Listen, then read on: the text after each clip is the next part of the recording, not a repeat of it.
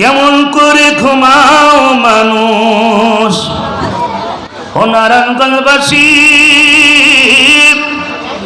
কেমন করে ঘুমাও তোমরা ফজর করে কাজা। এমন তো হতে পারে তোমার জহরে জানাজা।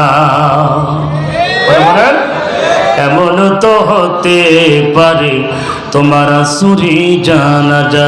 মুসলিম হাইনা জন্ম নিলে মুসলমানের ঘরে, কাফের মুমিন পার্থক্য হয় সালাতের ভিতরে, মুমিন নামাজের ভিতরে। কথা ঠিক না?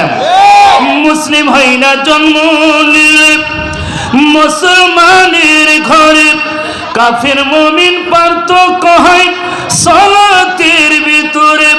এই জীবনে নামাজ যেন, এই জীবনে সালাত যেন হয় না কবু কাজা।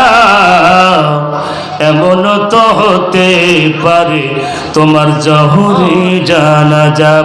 এমন তো হতে পারে তোমার আসরি জানাজা। তাকবীর! আল্লাহ দোয়া চাই, দোয়া করি আল্লাহ আমাদের সবাইকে কবুল করে নিন।